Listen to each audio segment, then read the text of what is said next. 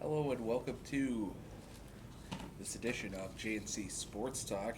I am Cody and this is Josh, and here we are tonight with some interesting sports news. Starting in the NHL, the Detroit Red Wings re-signed left winger Eric Tangradi to a 2-year contract extension, effectively keeping him here through the 2018-19 season. Detroit lost a pivotal game tonight against the Tampa Bay Lightning 6-2, and currently sit by virtue of the tiebreaker in ninth place in the East, tied with Philadelphia for 83 points. Moving along, we our next game I believe is against the Montreal Canadiens at home, and that is a crucial must-win game. Also, side note, Jimmy Howard started the game tonight and was chased mid-second period and replaced with Peter Mrazek. Josh? Building off of what he said about the Red Wings being currently in ninth place, just as a little fun fact, the last time the Red Wings were out of the playoffs, I wasn't even conceived yet. I'm only 19 years old. So for as long as I've been born, they've been in.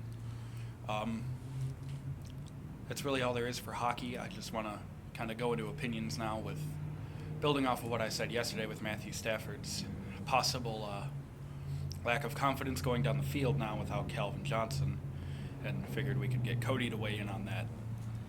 So, what do you think with that? Marvin Jones and no Calvin. Well, in my personal opinion on that, I feel that as long as the Lions have a strong offensive line coming into this season, I see no problem with Stafford throwing the ball down the field. He's got very capable receivers in Marvin Jones and Golden Tate already, and the guy that we picked up from the Jets, Jeremy Curley. Yep. Okay. I've not seen him play. From what I've heard, he's all right. I mean, Unspectacular. I think he will be a good, third rotating receiver. I think a change of pace will do him. I also think that we really need to look into our running back position. I feel that Zach Zenner would have had a lot better of a year last year had he not gotten hurt, and I'd like to see him get more ball time. I feel that Theo Riddick as well.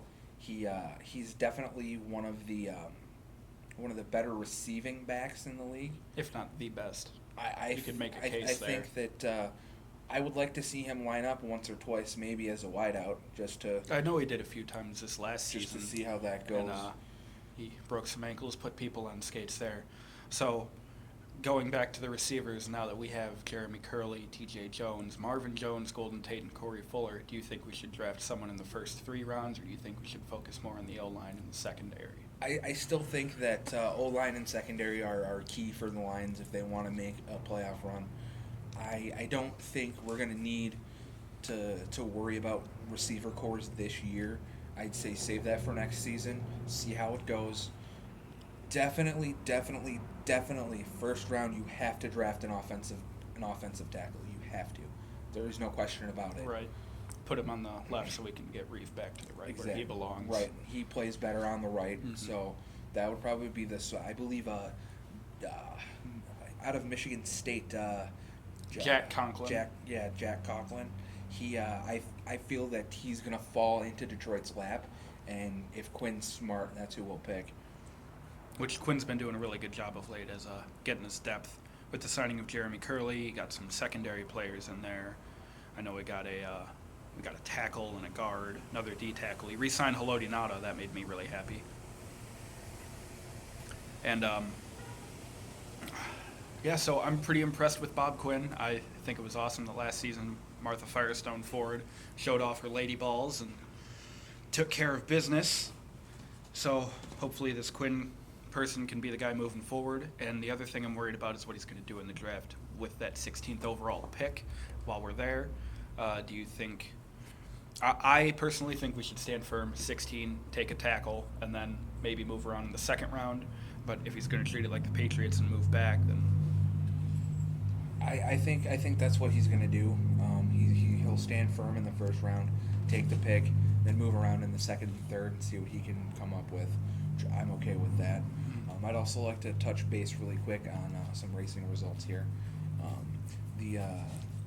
In NASCAR, we have the Auto Club 400 that was raced this weekend in Fontana, California. Jimmy Johnson won that race. I also want to touch base on IndyCar. IndyCar raced their first race of the season, the Firestone Grand Prix of St. Petersburg. In St. Petersburg, Florida, on the street circuit. Juan Pablo Montoya won that race. And moving on to Formula One, their first race of the season also took place this past weekend. The Australian Grand Prix in Albert Park in Melbourne, Australia. Last year's winner, Lewis Hamilton, was runner-up to Nico Rosberg, so that's some pretty interesting stuff there as well. Touching base really quick as well, the Detroit Pistons won a really close game against the Milwaukee Bucks, 92-91. They're still in the playoff hunt as well, and that's about all the news that I have for this evening. We've really covered everything that I had, taken the opinions into account. I don't know enough about hockey to offer valid ones. So that's all for this little broadcast, and we'll see you. He'll probably see you tomorrow. I'll probably see you the day after. Thanks for watching.